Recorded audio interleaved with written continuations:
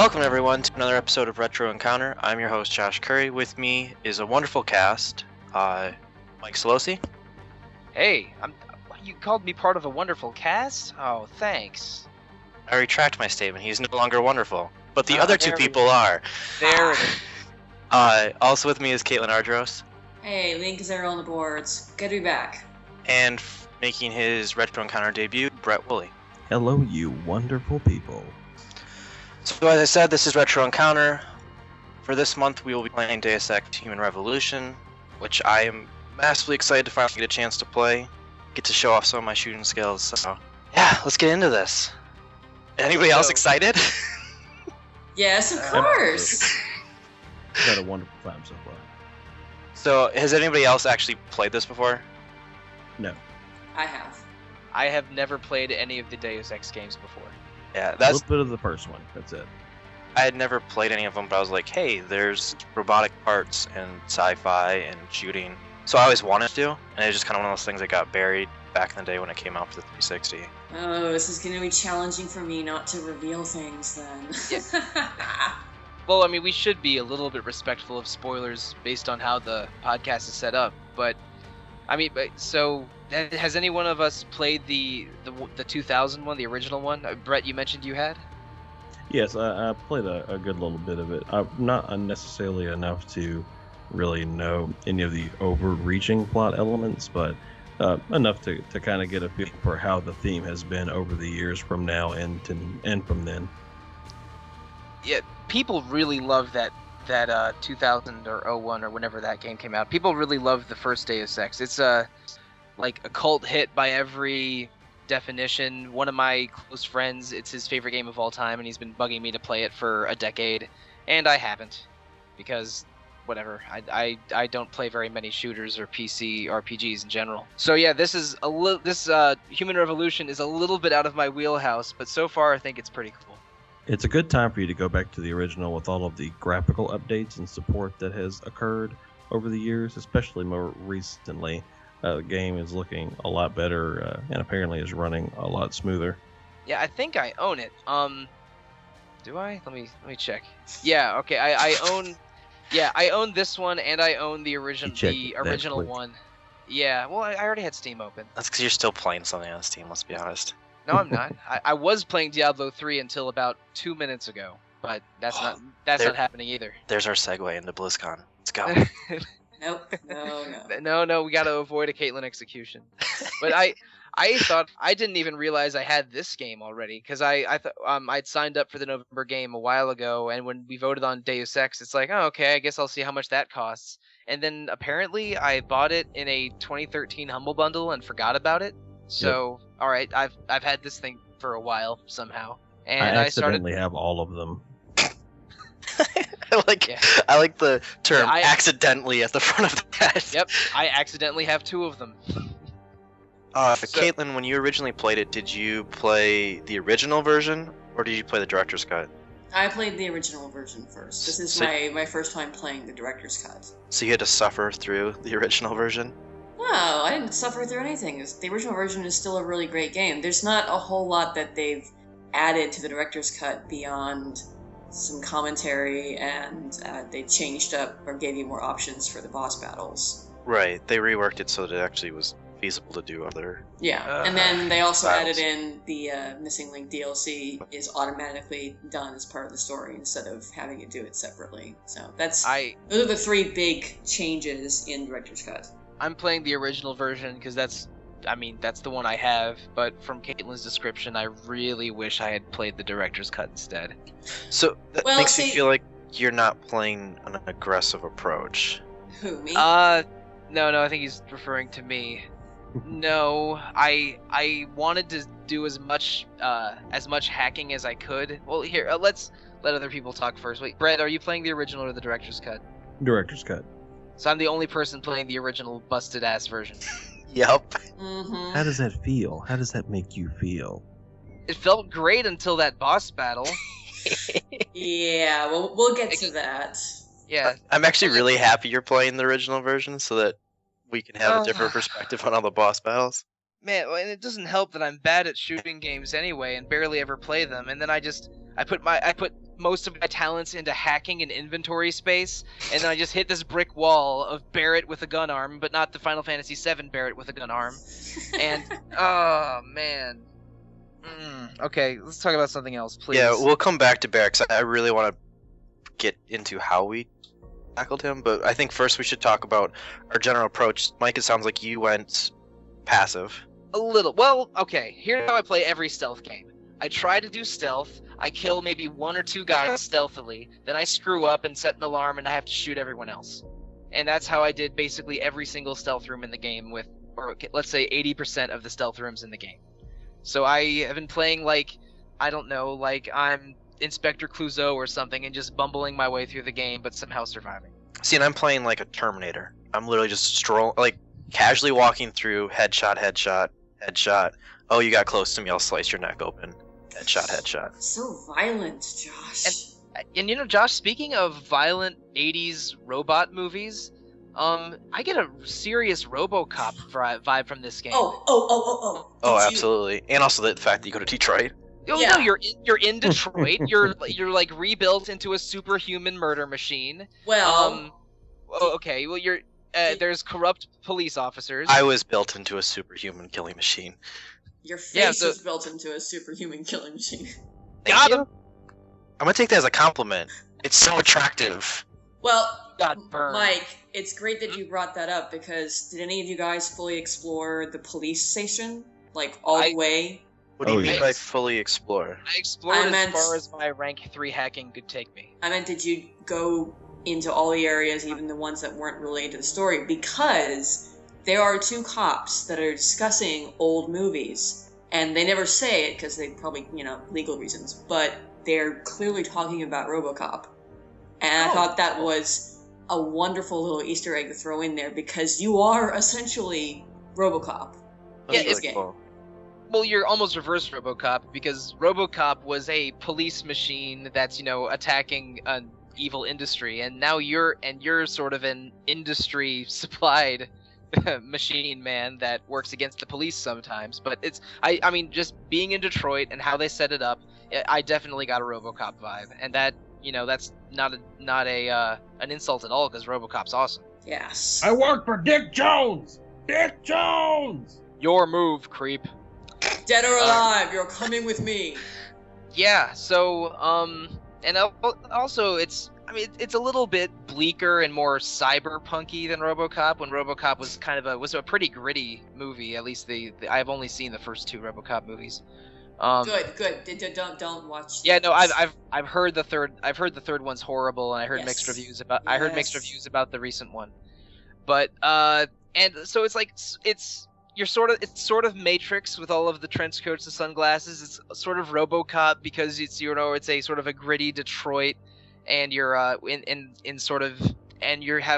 it's like very urban in how it's set up, and this game really has a cool vibe and style going for it. Like, it's just walking around Detroit and listening and exploring and running into gang activity and stuff. It's the nuts and bolts of just walking around in the open world is a lot of fun to me so far. Sneaking And then into I- apartment buildings. Except Yeah. for that you have to walk. That really Yes. upsets me. What? I would- What? No, I would have liked if there were fast travel points. Like, even if it was just like your apartment building in the police station or something, I would have liked that a lot. Or you could like have wheels on your feet so you I can don't. ride around on a I- Segway. The world isn't Josh, unfortunately, that you are big. incorrect. Are It you- is walk dash walk dash walk dash walk. What? Are you suggesting that you have those like wheelies inside sneakers that 7-year-old boys have? That'd be fantastic. Absolutely. All right. Cool. Well, I mean, Why are Jensen they saying- already kind of dashes with his basic non-dashing movement speed. He moves pretty quickly. But how does he ever dash? If you what? What do you mean? You dash. You hold shift and then he dashes. Well, I'm playing on PC, so Or it's like L2, I think, on You can tap it. PS3. Oh, okay. Well, my guy walks. and you can augment into increasing your stamina so you can dash for longer periods. Like But a I have- boss. Josh is really taking the role playing aspect very seriously. I just He stroll walks. around nice and slowly. Headshotting people, right? Yeah. Okay. Or I crouch because I feel like I don't want to get shot as I walk slowly. Well, my So approach are you was- playing it like Uncharted, sort of just as a cover murder fields game? Yep. Yeah, it's a Okay. combination between Halo and Gears of War for me. Sure. All right. I've really enjoyed it though. I'm kind of annoyed. Well, so the one big thing I was worried about is you look at a lot of RPGs that are kind of like RPG slash shooting mechanics. The number one thing that comes to my mind is Alpha Protocol, and you aim, you go down the sights, and you shoot, and you have a headshot. Like there's no way you can miss it. And then you, in the background, you see they roll a dice, and it's like, oh, you had a 30% chance of missing because you didn't have this stat up, and that like irritates me to no end. And thankfully, they don't do that.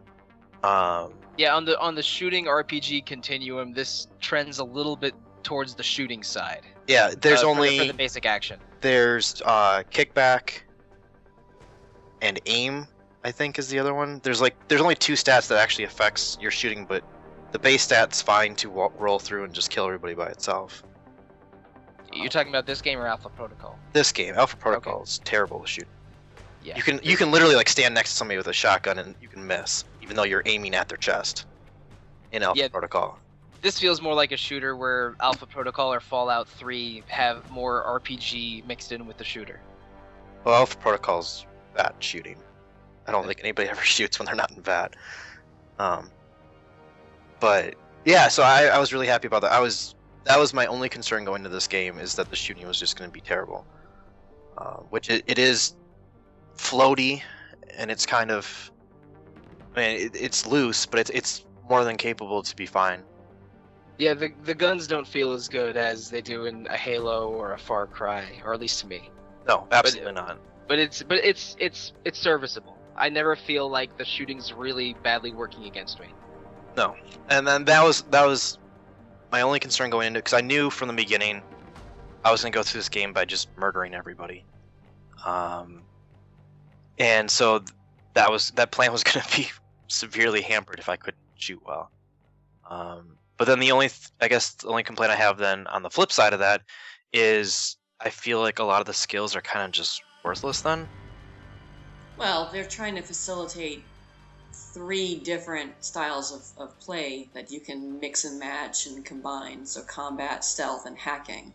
So Which I understand, but I feel like they do stealth and hacking. I don't feel like there's really stats for. Well, they're augmentations for combat. There are things that reduce recoil from your guns. There are augments that increase your defensive capabilities. There are ones that make you run faster, run silent, things like that. That can be useful for combat. But I think one of the arm augments actually makes the reticule that your aim steadier on your arms. Yeah, and that helps a lot. Yeah. But I've been rolling through. I just take a pistol and I wander through. So I haven't had any of the recoil issues. I haven't had any of the aiming issues. So that was, I mean, it's a really, really minor complaint, and I know. Okay. Let me turn it back to you. What would you have preferred to see combat-wise that you didn't? I honestly don't know, because I feel like it's a double-edged sword. If you put those mechanics in, then it angers me for the normal shooting. So I'm kind of happy it is, but then there's moments like the police station where you have to have a certain level of hacking to kind of do things. And so it kind of, if I was to be a fully like aggro character, like I wouldn't invest in those and I wouldn't be able to do it, but then I feel like it hampers the game. Wait, so did you just shoot up the entire police station? No, I strolled through it. Oh, okay. So I realized, I looked at the achievements beforehand, and I realized that almost every achievement you got to talk somebody out of something. Right. Yeah. They maybe don't push it, but they seem to reward a non-violent playstyle and a negotiation-heavy playstyle. So whenever anybody talks to me, I convince them to do what I want, and if they don't talk to me, I kill them. Oh my god. That's one way to do it, I guess. Put out a bolo for Adam Jensen.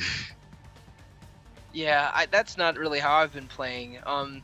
Now, I guess I started out getting frustrated at some of the augment options, but for different things than you were getting angry at, Josh. I just didn't like like it when there was something that was unavailable to me. Like if I ran into a lock that I couldn't hack, it's like, well, this is some BS.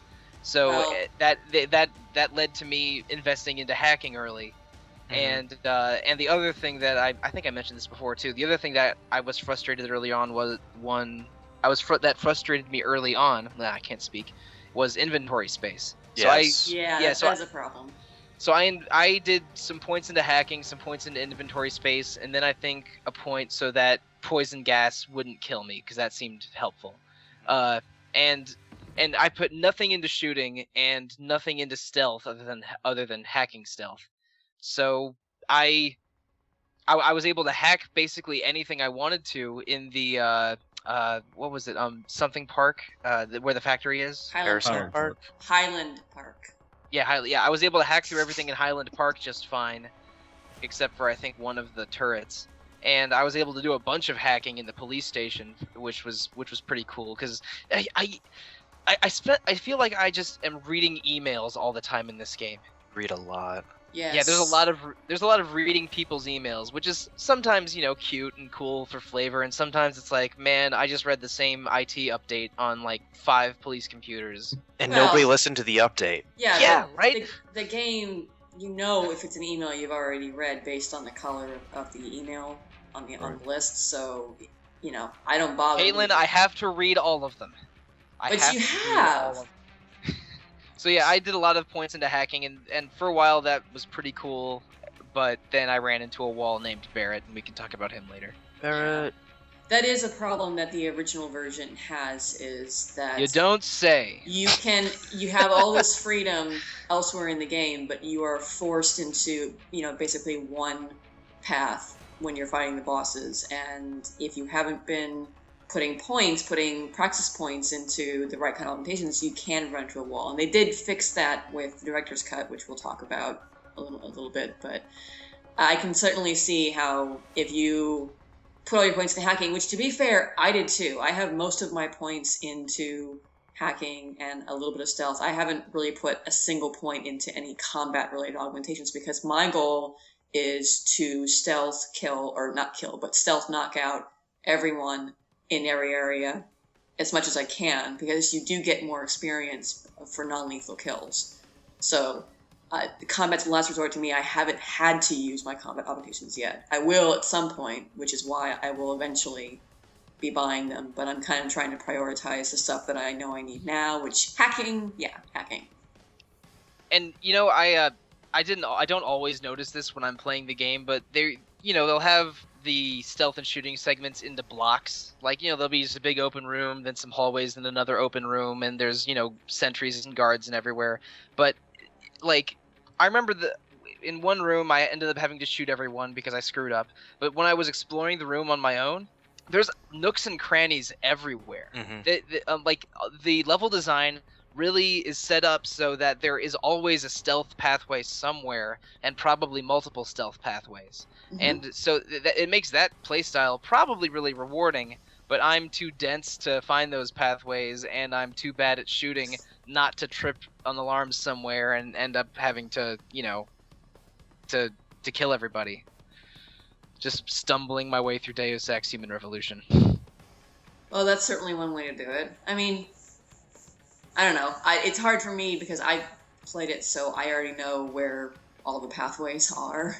But yeah, I think the world design is really good with this game. I think they actually mentioned in some of the commentaries about how their design was to have it be dense with lots of stuff to sort of use the world and the appearance of the world as part of the world building mechanic, so you didn't have to rely on just people talking to you to sort of get a sense for what this Detroit of the future is like. And that also, I think, extends to how they designed the world for gameplay aspects, because you do have all these different options available to you. It doesn't feel like other games where they give you the illusion of this big open space, but you're really funneled in down to one path, and you kind of only had no choice but to take that path. There are so many different ways, like the police station. You can go in the front door. There's a a side door up on like the third story that you can hack to get into there. I believe there's also a lower entrance, I think, that I got into at one point. There are sewers all over the place, so I think the way they designed the world was really good. Even though coming back to it now, it feels kind of small and a little bit closed off. Probably just, that's part of the effect of coming back to a game that's a couple years old now, so...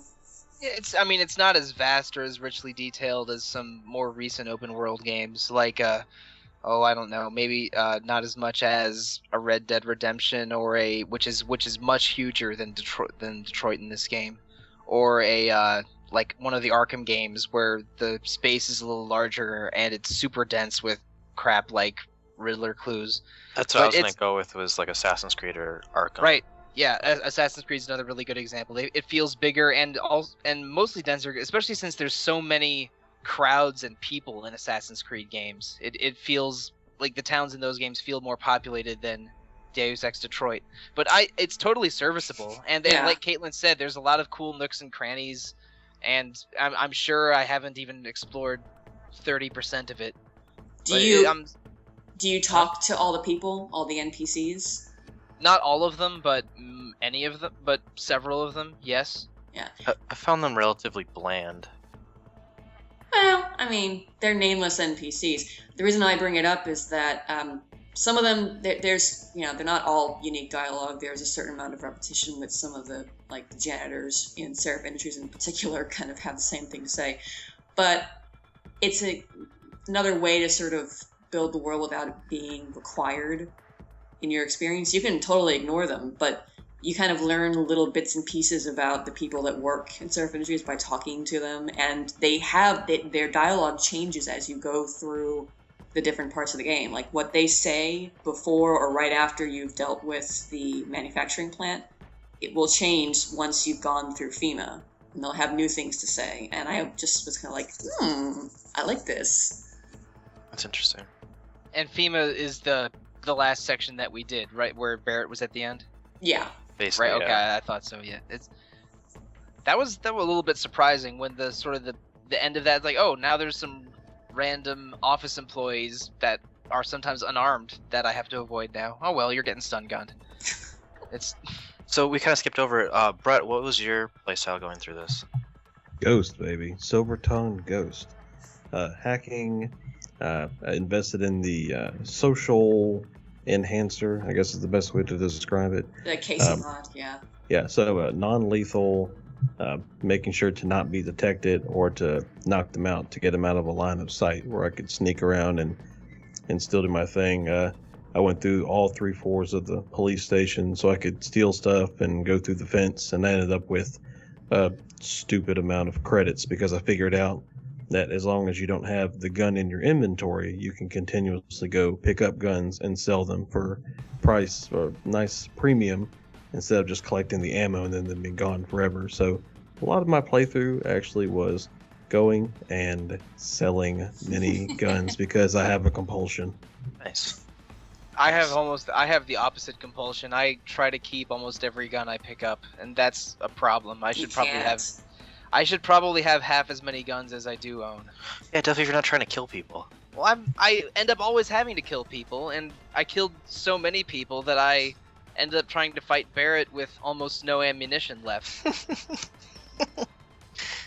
Alright, so we keep talking about Barrett. I feel like we should actually discuss how we beat Barrett. I want to talk about this first because to break down how long I played this game, I spent about 2 days doing everything up to Barrett, maybe 2.5 days, and then a full day and a half of just trying to clear that boss battle. Oh my gosh. I was miserably bad at it. I emptied every ounce of ammunition I had into him, then picked up some more that was lying around, and then tried to do it again. I figured out, I can stun him with these barrels and grenades, and I started to do a little better, but still couldn't do it. I accidentally exploded grenades next to my head a couple times and died. Because one of the fire barrels is hidden in this little alcove that has like a garage door that's a little bit down, and I kept trying to throw it out the garage door, but about half the time it would hit the ceiling and explode in my face. So that happened a few times. I ended up having to go back into the FEMA lab, find some more guns, and pick them up, and then be really careful running around and throwing every loose barrel and grenade that was in the room at him. And then I finally managed to kill him. It was not fun. It was like very late at night or early in the morning yesterday. And if there's any more boss battles like him, I don't know if I can make it through this game. So there are, but now that you're aware that that's an issue, you can start strategically. You don't like if you're worried about not being able to get all of the upgrades you want by trying to do non-lethal and hacking and getting all the experience you can get almost everything that you want in a single playthrough. Sure, but I think I've already missed like one quest by accident, and I'm really bad at playing non-lethal, so I'm sure I'm getting inefficient levels of EXP. I'm almost worried I should start this over because No, don't feel like you have to do that. Just start shooting everybody. It works better. So like, no joke. No, you see, I usually end up shooting everybody, but I would prefer not to. I'm just so bad at not shooting that I end up having to shoot. So I would be a terrible police officer. I did the Barrett fight twice. The first time, I think I shot him 5 times in the head with a sniper rifle and he died. And then I decided to replay it because I figured it would be important for the conversation. I used my rocket launcher on him, and I think I shot him a couple times and he died. Yeah, I didn't have a sniper rifle or a shotgun. I had 2 kinds of pistols, a combat rifle, and a stun gun. Okay. Yeah, that would be rough. Yeah, and I ended up having to really strategically using the fire barrels and shot grenades and fire extinguishers that were in the room with him. Since you're doing non-lethal, you need concussion grenades, man. It knocks them all out, and then by the time they recuperate, you can get the cover. I'm not really doing non-lethal. I'm mostly lethal because I'm so bad at being non-lethal. You're an accidental. You're doing a lethal. non-dying run. Yeah, Survivalist. Like I know this is just I'm telling you, I'm stumbling through this game because whenever I try to do something a certain way, I end up screwing up and having to just shoot everyone in the room. It's a huge mess, but it's a Sollosi run. Yeah, sure. That's the old Sollosi special, like going in there intending to save all the hostages, but everyone ends up dying. Well, actually, I did save those hostages in the first building. That was a really nice surprise. That first building. Oh yeah. Because you're like, oh, I'm just gonna do this, and then it releases the gas immediately. And so it's one of those like, oh, I've done enough hacking now. I kind of understand how this goes. Not a pro yet, but I got it. And all of a sudden, the gas releases. You can sneak in through the vent, and it doesn't trigger the gas. Yeah. Yeah, I walked through the door. Well, they can also all be dead by the time Even you though get they there. said don't walk through the door. If you take too much Don't time. listen to people. If you take too much time in Seraph Industries before you leave to go there, they'll already be dead when you get there. That's interesting. And that was interesting. This is one of the reasons why I think the director's cut's really cool, is hearing the commentary. Like, I didn't know the backstory behind this. Apparently, originally, there wasn't supposed to be a consequence for you taking too much time. And they realized it kind of late and were like, crap, this isn't going to work. We can't say we're creating this game where your choice matters if this really important choice doesn't have any effect. So they had to scramble. Because while you're wandering around, David Seraph will come on your intercom and he like says yelling things at like you, that. like, Adam, get your ass out here. And they talked about, like, for them it was getting people back to re-record dialogue so that they could, talk about the consequences. But that was an interesting thing. And I never, I didn't meander. I think you get to be like 15 minutes before you leave in order for them to die. So I didn't actually realize that they could be dead already when you got there. But yeah, I knowing just assumed that it just came down to kind of how you interacted with the people in that room below them. Yeah. And then if you disarm the bomb or not. Yeah. Or like that's... you went in stealthily or not. Yeah. Huh. With what you're saying in mind, I'm actually very surprised that they didn't all die because I was so focused on trying to hack for EXP, get loot, sneak around, big money, no whammies. Yeah, I wonder I'm doing how a that lot works. I'm doing a lot of hacking. It's like the one thing my character is good at is because I've invested some points into it. I'm getting the hang for the mini game. Hacking is fun and rewarding in this game. Gives you a lot of experience. Yeah, and goodies too. You'll end up with a ton of the nukes and the stop viruses by the end of the game. Like, I had so many of them my first playthrough. Because you get them sometimes for hacking, and you'll pick them up in different places. And so I mean, one piece of advice is don't be afraid to use those. Don't feel like you have to hoard them, because you'll pretty much be set with them for the most part. Yeah, because I've maximized my, I guess, stealth capability. So like my percentage for tripping the alarm while hacking is actually a lot lower. So Yeah, the nukes I don't use as frequently. yeah. I usually rely on the stop viruses more than anything. Yeah. Yeah, if you look at my character, it looks like I'm a hacker. Because I realized that was a really easy way just to kind of game the system for experience. Yeah. And still be able to play the way I wanted to. Yeah, the experience, it's a little bit unbalanced, because you get too much of it, really, if you do non-lethal and hack everything you can. Like I mentioned, you can get almost every upgrade you want by the end of the game, and that's I don't know how feasible that is if you go lethal and do combat and don't hack as much. I don't know what the breakdowns are, but it does definitely feel like you're rewarded more for being non-lethal in some respects. But then again, I mean, they could have required it. They could have made it very much like, if you don't stealth things, you're screwed. But they didn't. They give you the option to go in guns blazing and treat it like an FPS if you want to. So, and that's one of the nice things about this game versus, other games in sort of the same semi-stealth, semi-shooting genre. Yeah, I've liked that about it. But for me, since I am going in kind of guns blazing, it creates a huge pacing issue. Because I'll go through and I'll clear out an area, and then I'll go back through it to kind of go through and hack all these computers and whatnot. And where I'm guessing you guys kind of are like, there's more of that kind of slower pace to it, so that blends in better. But when you go through like killing like 15 people in like a minute, and there's this huge long like downtime as I go through, like there's 10 computers in this room, I'm gonna hack all of them, then move on. So it just kind of, I don't know, odd complaint, I guess.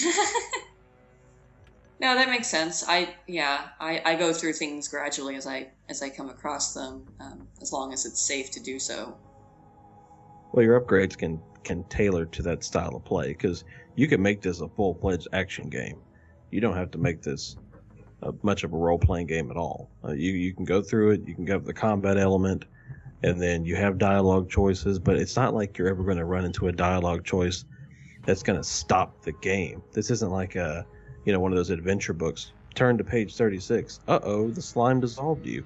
Like, you're going to have a consistent experience, and that's what's cool about having all these different options, is that, like, because I actually kind of halfway started a loud and lethal playthrough, and it took me like a third of the time to finish the warehouse, because I was going through and mowing people down, as it did whenever I was doing the stealth mode.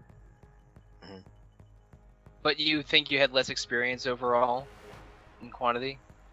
Yeah, most likely I did, because I didn't focus too much on the exploration aspect, because I already knew. Now, of course, I was still going through lockers because my body tells me to do that, and I can't ignore it. Right, But, I've been there. Right. But beyond that, I wasn't focusing so much on that, because I kind of knew what the end game was anyway, since I was meticulously going through and restoring saves to have, a ghost playthrough. Basically, where in the level you can't be seen. And that's how you get that additional experience. So and I think isn't there an achievement for like beating the entire game with getting those those experience bonuses? Probably that I don't know. I wouldn't doubt it though. I think I know there's one for getting through a whole segment without being seen. Oh, okay. I'm not sure if it's the whole game or not. Can't remember. I know when I looked at those, like, well, those aren't just not gonna happen. Right. So I just kind of ignored them. But that's why I concentrated on at least getting the conversational ones. And also I figured there's something to be said about like either side of the playthroughs.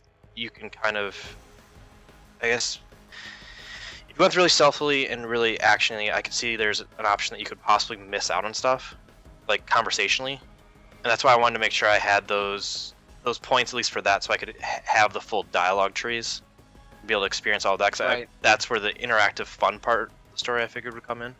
Right, and like Brett mentioned, there's no real fail states that result from conversations, but they definitely change details that might come into play later with certain characters surviving or not surviving, or like maybe even the Telltale Games thing of, he's going to remember that you said that. Like I'm sure there's some of that that's going to play later.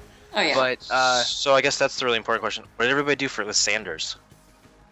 And that Sanders was the guy who was leading the takeover. Yeah. How many Latino guys do you know named Sanders? But whatever. It's Detroit, dude. And alright. it's not like Detroit now. It's Detroit in the future. It's much worse. There's people that names don't even make sense anymore. Detroit wasn't bad, but it looks like that what's his name, Seraph Industries is really revising it, since Detroit's now an augmentation hotbed instead of being an automotive industry hotbed, which is, I thought it was an interesting approach. But anyway, with Sanders, I managed to talk him out of letting his hostage go, and so I let him go, and then I met him in an alley later where he gave me one of those PDAs or whatever they call them in this game. Pocket secretary. Pocket secretaries. He gave me a few pocket secretaries that gave me codes for the Highland Park building, which was helpful. I don't know if he'll be back or not, but we seem to have a pretty good rapport considering that we had a Mexican standoff like hours earlier. Well, I mean, remember that after that occurs, you get the notification from Pritchard that someone left a note about having some information. Then you go visit him again later down the alleyway. Yeah, but I guess that's only if you left on okay terms and he survived. Yeah, okay. that only happens if he leaves the standoff alive. So did all of us then get that standoff to end that way? Josh? I did. I told you every conversation. Okay. If somebody talks to me, they will live. Okay. If they decide to carry a gun and not have a conversation with me, dead. Oh, right. I forgot. Sorry. But that was the first time I thought about it, and it's occurred a couple conversations after that. I wish there was moments like Mass Effect, specifically Mass Effect 2. I always think of Shepard headbutting a Krogan. Yeah. And I wanted a couple of those because it's like somebody's like, giving me a little sass. I want to like shoot him in the face, or like that. There's times like Sanders is like, oh, I don't know, and he like puts his gun out. I was like, dead. You shouldn't have like. I wish there's kind of those more interactive moments. But other than that, I like the conversations. You want those renegade moments. Yep. Oh yeah. You're basically saying this game should have quick time events added. Well, they weren't quick time events. They were more so like. Those are quick time events. No, I'm going to interrupt this conversation tree. Right. I'm ending it here. I'm either going to do something good or bad, but I am going to end it. It's just kind of like I understand interpreting the Paragon and Renegade stuff not as quick time events, but my feelings on those are Mass Effect, God of War, and Resident Evil 4 are the only games that are allowed to have quick time events in them. No, God of War, no. God of War boss battles sometimes have really good quick time events. Like the Kronos battle in God of War 3 is awesome, and it's good quick time event is a misnomer, in my opinion. You just want to rip somebody's eyes out as you rip their head off. Is that what you're saying? That doesn't happen in the Kronos. That's Helios, right? That's Helios and God of War 3. You don't rip his eyes out, you just rip out his head and then use it as a lantern. Yeah, which is kind of awesome. Off topic, but Sorry, Oh, yeah, you're the- saying you the wanted only to rip difference- someone's head off in this game and use it as a lantern? Yes, No, exactly. I would have been ecstatic about that. Put some little augments in it, that I have a little glow lamp. Yeah, you're fighting some augmented person that has just light coming out of his eyes and rip out his head, and that's basically permanent flashlight. I can like put some cords into it, plug it in, use it as a USB drive. Yeah. Wow. That would be interesting. But yeah, the conversations are. I would also maybe appreciate a little bit more of an in-depth system, and we'll see what they do in Mankind Divided, because in some respects it's pretty simplistic. You have a limited number of responses. You don't always really have the option to say things. Sentinel will sometimes talk for you. The social battles, though, that you can do throughout the game, there's a handful of them, are really cool, because you can, well, losing won't stop you from progressing the game, but you can fail them. And if you clear them, you usually get benefits. Like the first one is Wayne Haas, the police station. If you convince him, he'll let you in and you won't trigger any alarms when you go in. But you can also fail it and you'd be forced to find another way to get where you need to go. I think I failed that one. I got him really upset with me, and he wouldn't let me in. He wasn't the first one I did though. There was also the police officer in the lobby, Wagner. that, and also the retired police officer that works at an apartment now. When you're trying to find Megan's evidence from Megan's murder. You want the locker key code for that, yeah. Yeah, I passed those guard. okay. I passed those okay, but Haas those- got really mad at me, so I had to sneak in through the sewer and hack a bunch of doors to get into the police station. Those aren't social battle, those. Wayne Haas aren't? is... No. Social battles will be the ones where you never see Jensen. It's always from his perspective as he's watching the character talking to them. So The little squares, right? Oh, and the camera would sort of drift around with his movement. Yeah, those are Right. social battles. So like Sanders is a social battle. Wayne is a social battle. If you talk to Pritchard and right after FEMA and he tells you about the back door that Seraph has and you confront Seraph, that's a social battle. There's only like a handful of them in the game, and you'll know that they're social battles because it's always first person from Jensen's perspective. Seraph and Pritchard are so shady. I don't trust either of them. Oh. No, I'm positive one or both of them is gonna betray me at the end. I'm not gonna let the last story happen to me again, and I'll trust a character that eventually becomes the final boss. No, not again. I mean, Pritchard is an ass. No one is going to argue that, but it's kind of funny to watch him and Jensen banter with each other. It's like he's just arguing with an uncooperative IT employee. Well, that's Whenever- essentially what he is, though. Oh, yeah, but So they did a really good job then.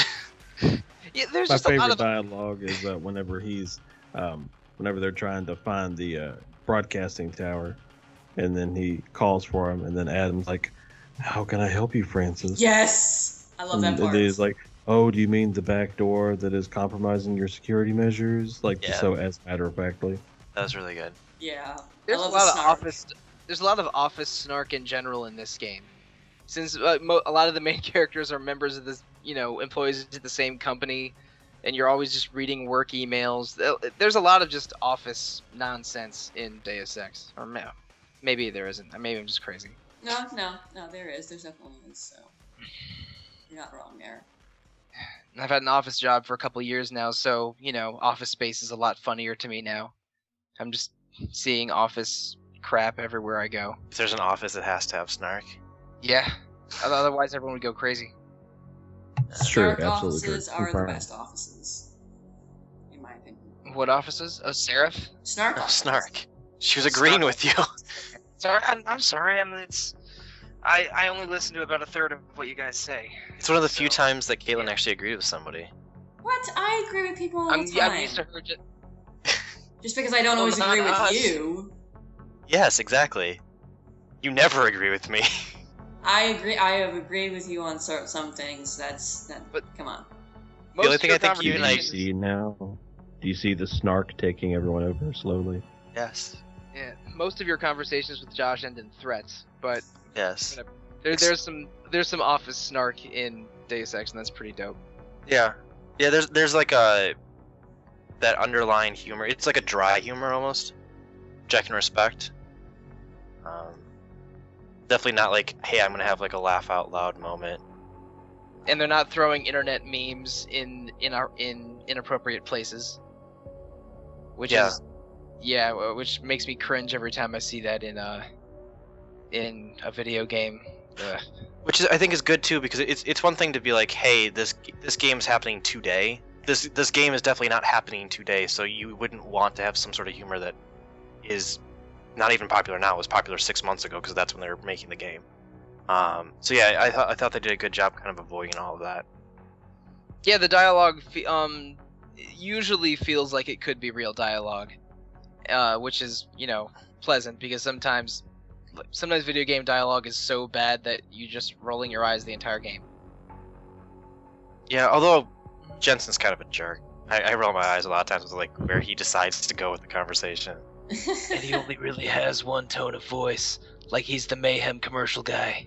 Well, I just pictured that like in his destruction, his like vocal cords kind of got burned up a little bit. They didn't do like a full transfer over because they didn't decide it was worth it, so it just sounds like he's got that gruff. He has like an out-of-date larynx, so his only tone of voice is gruff monotone. Yeah. And they probably gave him sunglasses so he wouldn't just have a dead eye stare the whole time. I do wish that sometimes they weren't on, and he ended a conversation with like a real zinger, and like the sunglasses just slide down, and he turn and walk Deal away. with it, sunglasses. Oh, Yeah. or sort of like a reverse deal with his sunglasses, or a reverse CSI Miami. Yeah.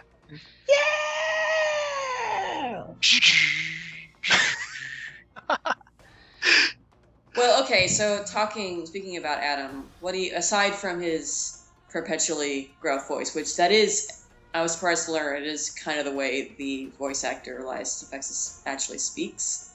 Sure. Makes sense.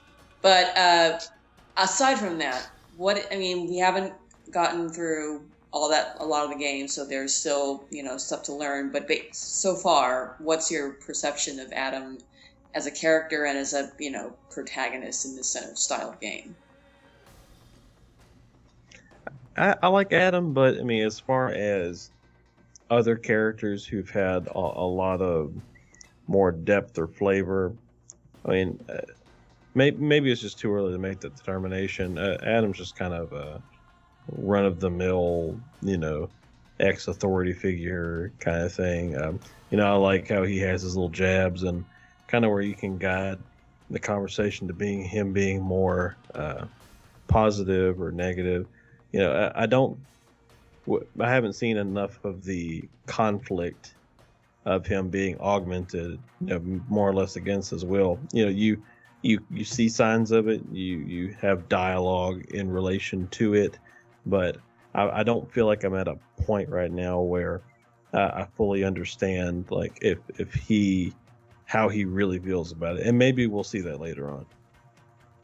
I'd almost assume that we're not going to see it unless we're making it ourselves, because it's one of those things that he's almost a borderline blank slate for us to create his reactions on things.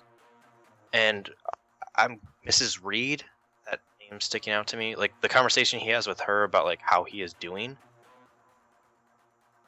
Is that Megan's mother? Yeah, Megan's Yeah. mother. Right. Okay. It's one of those things like you in the conversation with the helicopter pilot. A lot of those conversations, you're creating whether or not he is happy with his situation or his general outlook on it. I think Malik has a crush on him. Yes. Oh, she absolutely. does, totally. Yeah, she totally does. She's into that. But Yeah. Can I completely side rail this? Sure, go for it. I mean, come on, you're the host. So You don't have to ask. all right, he doesn't really have arms, like he has metal arms, right? Yeah.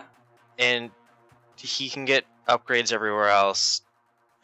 Where is this going? I already saw. Oh, no. Remember, we have to keep this PG-13, okay? Then why'd you give me permission to talk about what I wanted?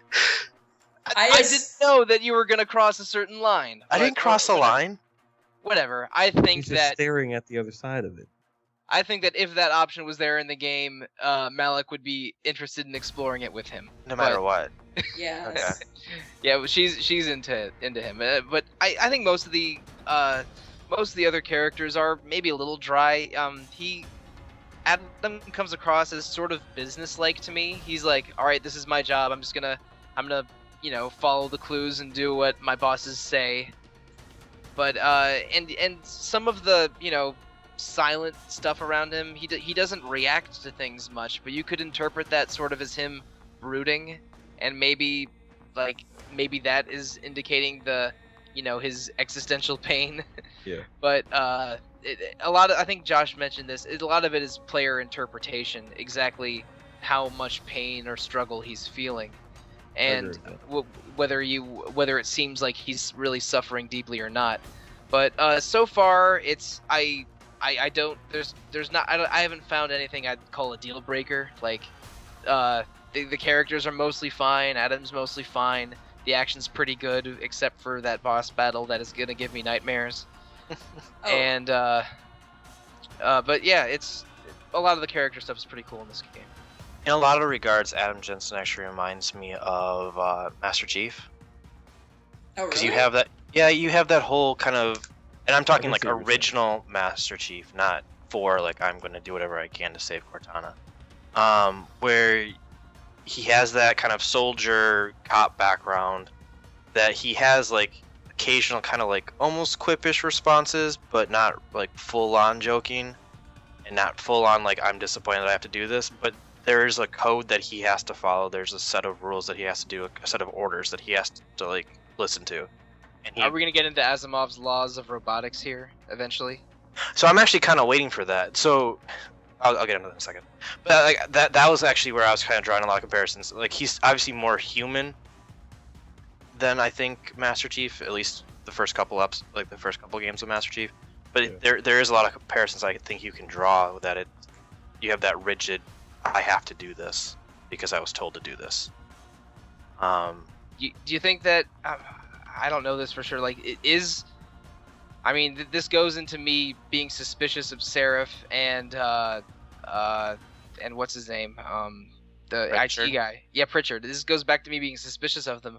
I wonder if there's a would you kindly situation where he is forced to follow their orders but isn't really aware of it. That's exactly what I was gonna say. Because when you go to the limb place.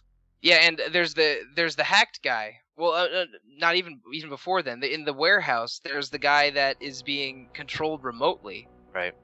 And at the limb place, he gets these updates that Seraph, had set aside for him or whatever. I don't remember exactly what the details of that are. But I mean, because people can be controlled from that hacker that whose corpse you raid, and like. And the possibilities set forth by this world that has augmentations and cyborgs, I don't know. We could have a would you kindly sit down thing going on for those of you that played BioShock. Oh, spoilers. Hmm. I did think about that though. That game is 2007. Statute of limitations is over. I did think about that though at the limb, because they're like, you understand that we had to put a couple extras in, or like a couple like. I don't remember how they phrased it, but she said something in a way of almost like, there's a couple things that you might not be happy that we did, but we had to do it. Yeah. And then I was like, oh wow, like they're going like full. There's a directive. Keep it PG-13. Wait, what? Well, I think it's No. Like I was gonna say, there's a full directive. That, like at some point they can overrule what he wants to do. Hmm. I wasn't going dirty with it. No, it's always supposed to be up to him. I was When worried. he Anyway. activates them, they already kind of install them, but it's up to him to decide when he wants to actually activate them. That's what. Right. She's No, saying. I get that, and they quickly switched from that. But at first, I thought there was going to be like allusion to there's behavioral overrides. But maybe there is. But You'll see. Although there's a certain amount of you get the sense that Sarah put a lot more into him than he actually needed to in order to have him survive, and that's probably intentional, and it's a little bit seedy on Seraph's part. And I don't know. I won't say anything about what happens later, but you definitely, especially with that comment, like, oh, by the way, there are these other augmentations that we went ahead and put into you, you have to activate them on your own, but they're there already just because you might need them. It's kind of like, he probably didn't need all this stuff just to survive. You were really just wanting to load him up with all of this crazy stuff because either you wanted to test it for yourself or you were just kind of Seraph playing God a little bit, but... Also, why do I have to pay for it? Why can't I expense this to the company? Well, he gave you a stipend to help pay for it. For one of them. I don't know, I feel like all of them should be free. Times are They hard. Get like me and get all those guns one by one and sell them to the guy in the apartment complex. That was always, I knew you could do that, but that was just like, I felt it was way more trouble than it was worth to do that. Because It sure was, but I have like 30,000 credits now. Good grief, you'll be able to buy all the Praxis kits you want. You've been wandering It's not too enough. much. It's never enough. Uh-huh. I need more credits. And I know this is video games, but I'm a $1 billion man. Like, they built me so much money. Why can't I climb a fence? You mean a $6 million man? No, you need to get an augmentation. He's more expensive than that. You can Okay. jump over it. Yeah, if you get the jumping augmentation. Oh, There is a hole in in a couple of the fences you can crawl through, and then the others like have locks you can hack. Fences aren't an issue. Yeah, they always give you another way to get somewhere. well, I just found it annoying because I walked up to this fence. It's like, oh, this will open. Oh no, doesn't open. I moved like a box in front of it. Can't jump over it. I'm like, well, this is annoying. So You what you're saying is... You have $6 million arms, but you can't rip apart a chain link fence. That's not even saying- locked. You're saying the fence was offensive? No, don't respond to her. She wins if we respond to her. I thrive on groans. Sunglasses. They give me pleasure. There. Happy? I groaned for you. Thank you. That's what I live for. You live for awkward groans and CSI Miami references. That's depressing. I don't watch that show. Did you say I don't not watch that show? I don't watch that show, is what I said. That's what she meant to say, that she don't not watch it. Ugh. No. We really don't need to explore double negatives on this podcast. I Yeah. don't think so. Yeah, Unless so- Josh really wants to. Sure. Okay. No. All right, let's do it. Okay, now some No. languages, double negatives are actually a regular negative, like in Russian. Okay. That's interesting. Can you explain that further? But in no language is a double positive mean a single negative, unless you like attach sarcastic connotation to it, like saying "yeah, right" usually means a negative, but that doesn't really make sense. That's a double positive. Yeah, double positive does not make a negative unless you attach a sarcasm or an ironic connotation to it. Or Okay. kappa. This is not Deus Ex human linguistics, okay? Okay. Ooh, now that sounds dirty. I bet the conversation battles in that game would be amazing. Okay. Well, anyway, I like Adam more than I think I thought I would when I first played the game. I feel like the whole gruff voice is a little bit of a cliche, like the kind of, well, the gruff hero and whatnot. You get kind of used to it, but at first it's kind of like more gruffness.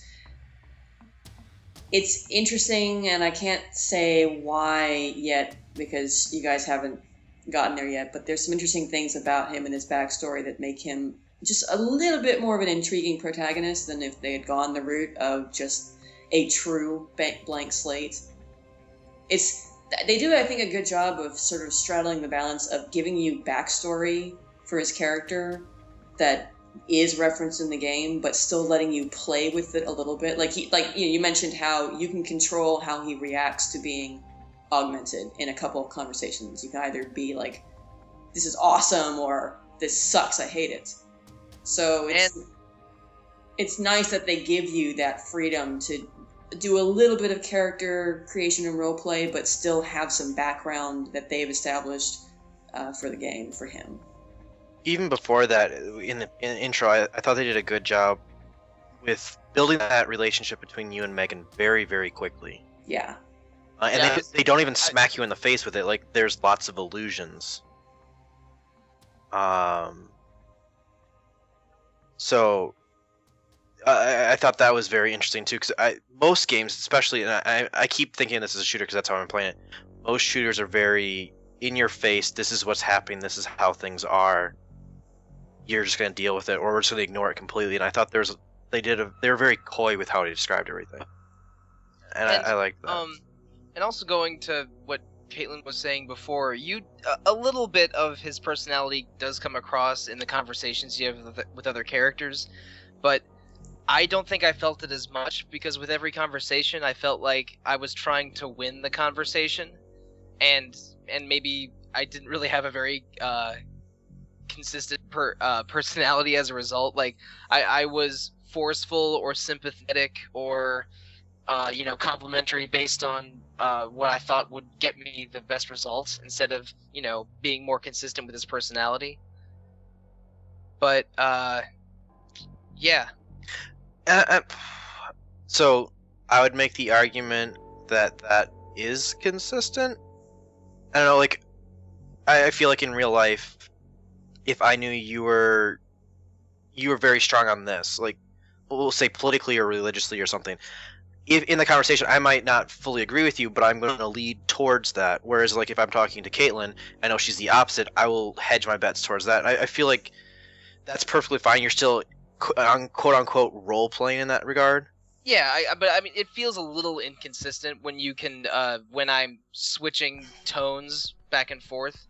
But like I said before, none of his actions or tones really felt like a deal breaker to me. I think most of the dialogue is pretty good. Yeah, it's definitely thought provoking, because yeah, the underlying theme of the game is this question of, are augmentations, should we allow them? Are they moral? Should we be, messing with our own evolution and whatnot? And that's not only in the background of the game, but it's also present within Adam as a character, which was a really cool way to have a sort of a microcosm of a theme that's already being explored at a larger level in the world. Because you're surrounded by all this, all these news and debates about should we be allowing augmentations.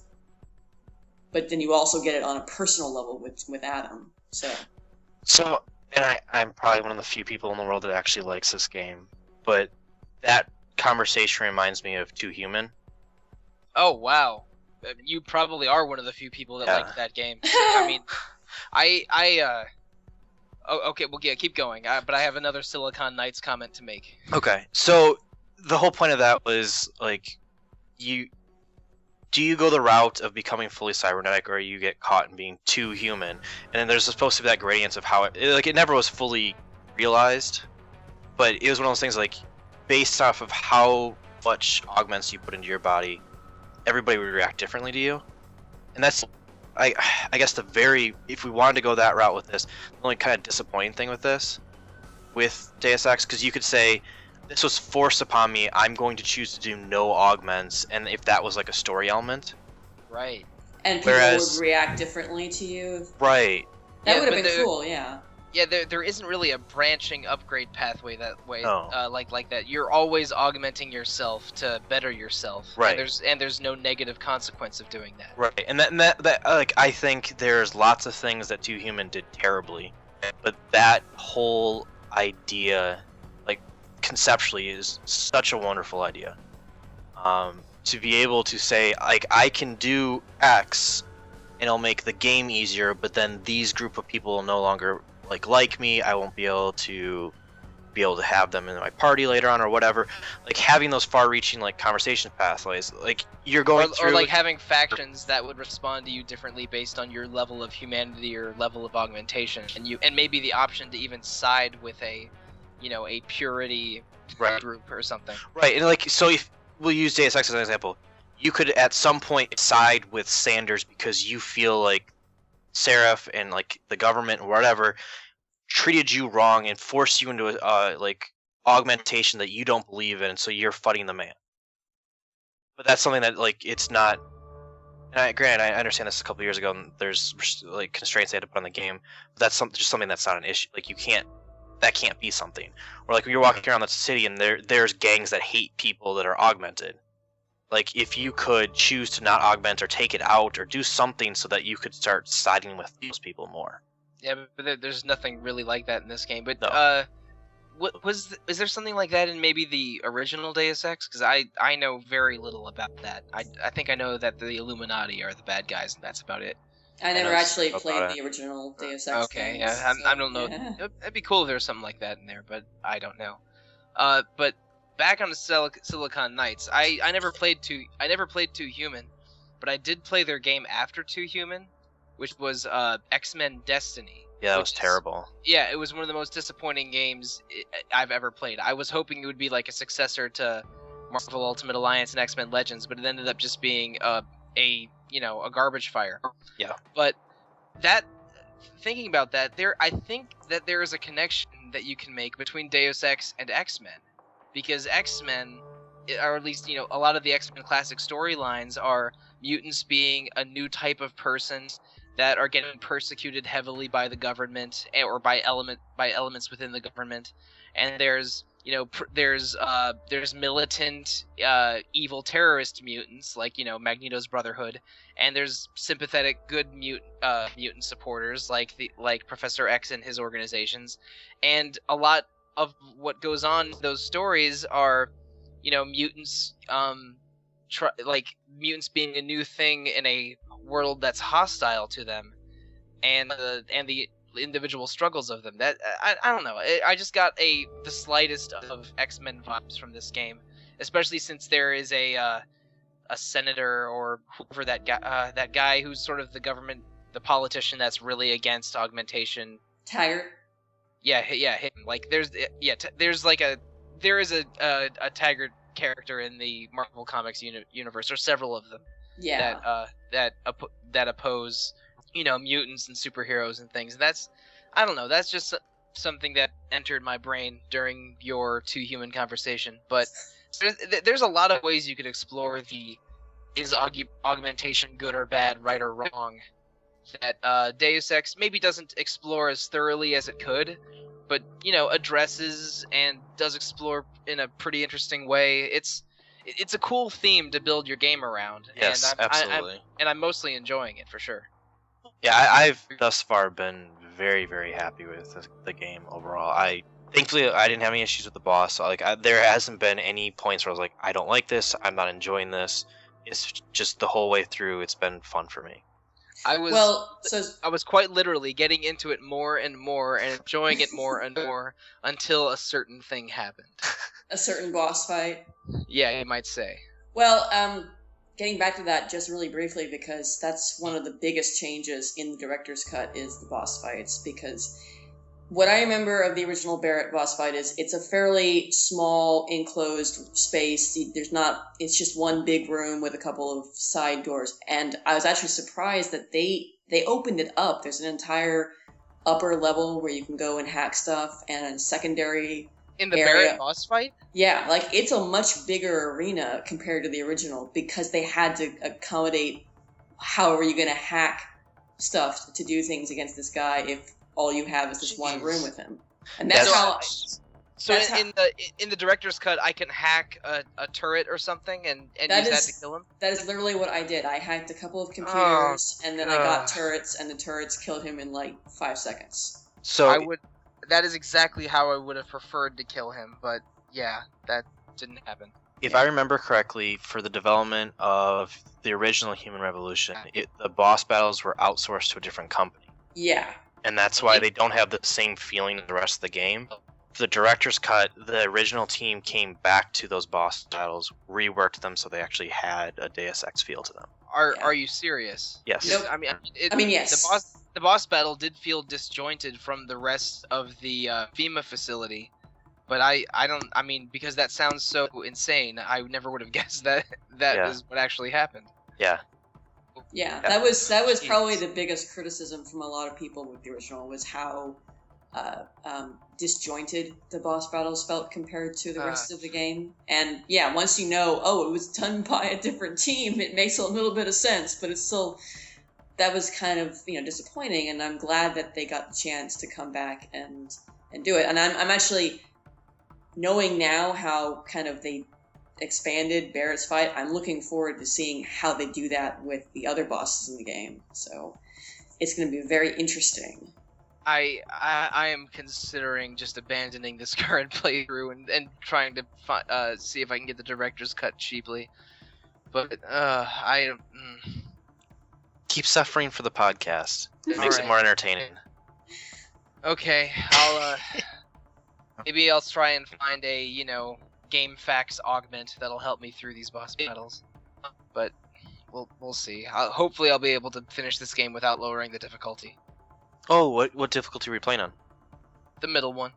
Okay. Same here. Well, maybe it's different for the director's cut, but they start you off on the middle one, which is, I think it's like I would like a challenge or some challenge. And Give me a challenge, yeah. I want story and challenge. Yeah, and the lowest one is I'd like to hear a story, and the highest one is what the hell are you thinking or something. Give me Deus Ex. Yeah, I am in the middle one, the default one, which is how I play most games. I feel like normal mode is the way for you to play it the first time. So if I don't know, I even get annoyed with the game if if the word around it is, oh, you shouldn't play normal, you should play very hard, or you shouldn't play normal, you should play it one level easier. That seems the opposite of intuitive to me. But yeah, so I'm playing it on Give Me a Challenge, and hopefully I don't have to go to I'd like to hear a story. So, alright, what is there left to talk about? So we have a listener comment that we can talk about, or we can have a closing discussion conversation about Deus Ex. Wait, You guys decide. we can't do both? Fine, we'll do both. So one of the questions we got as kind of a low, kind of relating to Deus Ex is, if we lived in this world of Deus Ex, would we choose to get augmented? And if we did, what would we do? Like, how far would we go?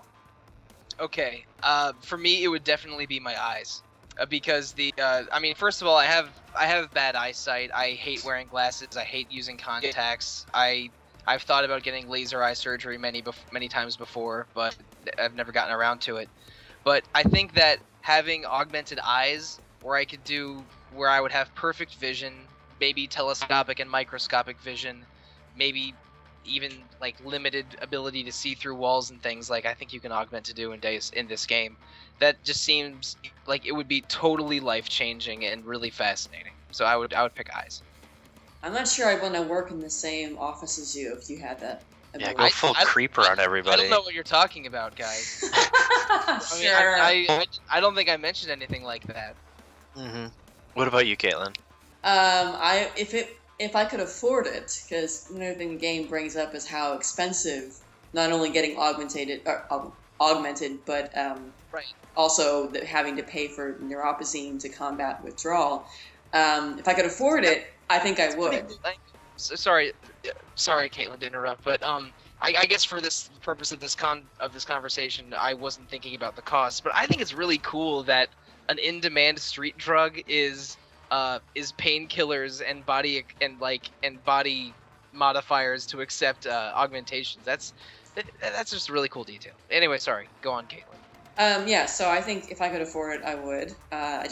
There's so many cool possibilities with it, and I don't know. I mean, I'm the kind of person who, I guess, I'm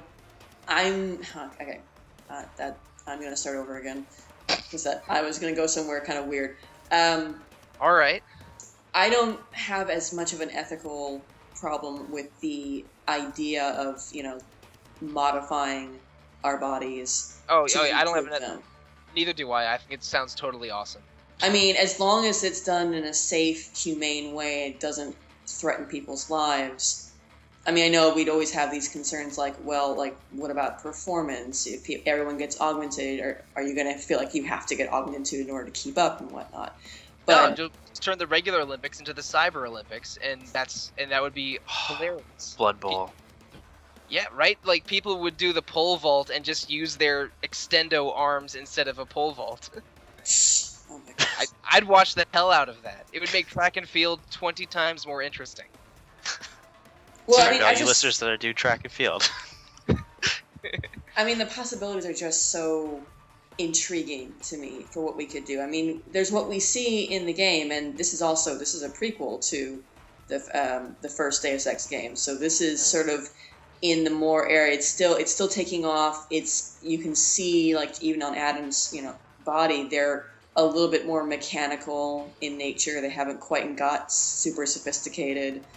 But the possibilities are certainly there, and I mean, I think it's intriguing, the idea about us reaching the point where we're able to not just improve our lives by inventing things around us, but actually improve our own bodies. And I mean, certainly the possibilities for, like, oh, what if, we could use augmentations to help deal with serious illnesses, and Right. what if things like Parkinson's disease wouldn't be a problem anymore because you could get augmented to deal with that or whatnot. I mean, certainly the medical aspects are really cool, but I just, who wouldn't want to, like, get super cool robot arms that can, like, punch through walls and jump like 9 feet in the air? And I'm not sure I'd want to see through walls personally, but I don't know, maybe some other eye augmentations would be cool. Cyborg basketball would be so awesome. This is all Mike's going to talk about now. It would be like Quidditch that's just My flying gosh. around everywhere. The NBA would never Oh. be the same. Oh, it'd be great. Yeah, And LeBron James would just complain the whole time until he got cyber upgrades and dominated the new cyber NBA. LeBron would need the cyber upgrades. He'd still dominate. Well, he would, but I mean, if someone's jumping 9 feet in the air, I think LeBron's vertical's probably not more than- Everyone else can get augmented, and then it'll be a level playing field, and LeBron will stop winning so much. Now that's a world I don't want to be in. So for me, I guess I would have no problem with it. I have this weird. I guess I would not want to have metal parts. I know that's stupid. But if like- they were a lightweight carbon fiber that was indistinguishable from human flesh from Yeah. the outside, Yeah, that- I would have no problem with that. Same thing. Like I wouldn't want those stupid glasses that he has. Because right away I was like, how does he, like, if he lays on a pillow and he puts his head down, those can't be comfortable, right? yeah, well, I mean, he wouldn't feel them. Well, they can retract, so. But then he still has like that metal bar around his face and whatnot. I don't know. I know that's really stupid. That's what I kind of think about right away. I don't know. I wouldn't have a problem though. I'd have no, like, the idea of being able to run faster, jump higher, do everything better, being able to lift things easier. I think the only slippery slope, which Caitlin, you started kind of touching on, but I'm gonna go the dark side of this. You can have all of these health advancements, and so we could cure all these wonderful, like, not wonderful. We could cure all these terrible All these things. wonderful diseases. Yeah, we can cure all these terrible diseases, which would be wonderful. But then the flip side of that is, how quickly do you devolve into we can make it so somebody would never die? And I think there's a lot of beyond any of this. So short answer, I would do it. Long answer, I think it would be bad for us because I think there is a certain amount of people have to feel vulnerable. And when you switch over into the sense that either I've been alive for 20 lifetimes, so I have no relation to the world because everything I've cared about is lived, died, lived, died, lived, died. I think there's a disconnect, and I think there's a morality issue that would arise from that. And also I think there's an element of, more so even than the law in a lot of ways, what controls our behavior is the sense that we only have one chance at this. If something goes terribly wrong, like, that could be the end. But I guess that's a whole different conversation. But yeah, I'd do all of it. As long as I still looked human, I'd be willing to do all of it, basically. So everything still, like, felt normal and looked normal. I'm cool with it. So, do one of you guys have the Google Doc up? Could you ask the listener a comment? Because I can't pronounce that game. I don't have it up, but it's pronounced Langrisser. So we got a question in through the email, which you guys can also send your emails to retro@rpgfan.com. And Jason Cake emailed us to ask if we ever considered covering the... Langrisser? Thank you, series. And As always, if you guys send an email, if you send a tweet, if you go on the boards, and you mention these games, they go on a list. I believe that games actually are on the list. We've had discussions about it in the past. When we were talking in the pre-show, everybody got super excited as soon as we brought it up. So absolutely, it's on our list as potentials to play down the line. Yeah, I'm looking at our giant spreadsheet of suggestions right now, and Langrisser is on there and has a pretty good number of votes. So it's I mean, I'm not going to guarantee anything, but it's something that could happen down the line. We have an internal vote on what we do every month, and we draw heavily from listener suggestions and read and report on every email we receive. Yeah. So we definitely care about listener feedback, and it definitely influences the games that we want to play next. So I don't know. I mean, I don't know if there's a huge demand for Langrisser among the staff, but it's definitely something that's on our list. I'm going to go the other route and say if we do this podcast long enough, eventually we have to do it. Yeah, just by process of elimination. We'll run out of stuff eventually. Yeah. And it's on our list. So, but yeah, thank you, Jason, for sending your email. And like I said, everybody else, you guys can send messages to us in various ways that we'll go over at the end of the podcast. And we'll for sure throw those on our list and have serious conversations about when and if we're going to do them. But yeah, that is going to do it for our first podcast on Deus Ex Human Revolution. We should be coming back with another one soon. Unlike last month, which I believe we're in November now. Yeah, last month in October when we covered Castlevania, we had all sorts of technical difficulties. And yeah, there was technical difficulties, scheduling difficulties, staff difficulty. Basically, every difficulty that can happen to a podcast happened. Yes. Multiple times too. It wasn't even just like once. It happened multiple times. So this will actually be back for a second podcast, and we'll do a third. So yay! More Deus Ex. Yeah. But yeah, like I said, you can send your emails to retro@rpgfan.com. Make sure you go to rpgfan.com, get on the boards, voice your comments, thoughts. We love to hear them. Go on iTunes or any of your other podcast listening venues. Please rate, review, comment. Yeah. And that's going to do it for us today. So, thank you. Thank you. Thank you. Oh, well, we didn't mention what you were going to mention about Brett. Oh, all right. Yeah, so if you noticed that Brett was kind of conspicuously absent for the last half of the show, he had a personal emergency mid-show and had to leave us, so... And we send him our well wishes and hope everything is okay. But yeah. He didn't die on the podcast. That would have been quite a first, I think, if that had happened. As much as Caitlin threatens, she hasn't actually killed anybody yet. I will never actually kill anyone. So I'm all bark and no bite. Mm-hmm. Yep, that's how you lull us into a false sense of security. But yes, Brett will hopefully be back for the next one. But yeah, he just had a small family emergency, so. And we didn't want to, make it too awkward by announcing it in the middle of a discussion. Yeah. That, oh yeah, by the way, our fourth just departed. No. We could have been like, Brett, what did you think? And then Sollosi, do your crickets. Yeah, that probably would have been a little tasteless. So. Yeah, that would have been in poor form on my part. But yeah, that wasn't right there. She asked me directly to do it, which is pretty much the only circumstances in which I'll do it on the air. But yeah, I'm really interested to see how this game moves forward, and I'm really curious if I can survive any more boss fights. Hopefully, I won't have fire barrels exploding in my face quite so often. I think that sounds like a wonderful day to have a fire barrel explode in your face. Maybe I should live stream it so just everyone can laugh at me bumbling through a boss fight, just tripping over grenades and accidentally have fire extinguishers shot in my face and everything that happened to me yesterday and the day before trying to beat that boss battle. Are you saying, would you ask to get a fire barrel thrown at your face? Oh, in real life? Oh man, if my health and safety was guaranteed, then sure, let's do it. I'd be kind of impressed that you could chuck a fire barrel. Even Yeah, just well, like not a non fire barrel. Okay, that's 3 Is that negatives. a triple negative? Yeah. Yeah. We're just ramping up here. All right. But just picking up a regular barrel, I'm impressed with anybody that can do that. And then if they chuck it, now imagine a flaming barrel.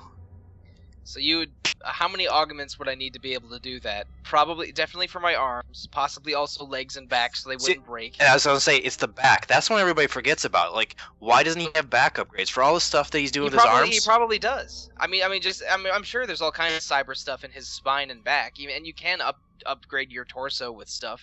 But it's just something that I guess you don't with augment like mortars. Well, attach mortars to his back? Like, no, that's his stomach's like a mortar explosion gun. Oh yeah. So are you saying that he should have like mortars attached to his shoulders that he can fire in an arc, like he's some kind of Warhammer Space Marine? No, I want this to get real and like I strengthen my arm so I can lift this garbage can, but he goes and does it, and then you pull his back and he like has to lay on the ground for 2 minutes in pain. That's geriatric Adam Jensen. That's a little too real. They have to like reboot his system and re-strengthen his back then. So you have to upgrade in his back and his legs because you have to lift through your legs always, and then you're able to lift a trash. And every 3 weeks he tries to wake up but has to download the new patch. Yeah. Which small like I really enjoyed the EMP grenades. Mm-hmm. Like I enjoyed that whole effect and like how it kind of shuts down your system and it has to reboot. It happens to your augmented targets too if you land one of those though. Oh, I don't throw grenades. I needed to use them against Barrett, my new favorite video game person. Hey, you seem to talk about him a lot. It seems like you actually really care. Whatever. Yeah, I think you have a crush on him. Ooh. Whatever, some stupid augmented fake Lieutenant Surge. No. Mike and Barrett sitting in the tree. K-I-S-S-I-N-G. You don't understand our love. Doesn't matter if one of us is augmented and one of us is nearsighted. And on that note, that's gonna do it for episode 7-1 of Retro Encounter. Please come back next time. I need a robot hug. I think we all need a robot hug. Oh, we'll be hugging it out for sure. Robot gymnastics would be crazy. No, we're not gonna keep having this conversation. Right? This podcast has to end at some point. Robot gymnastics. Okay. Good night, everybody.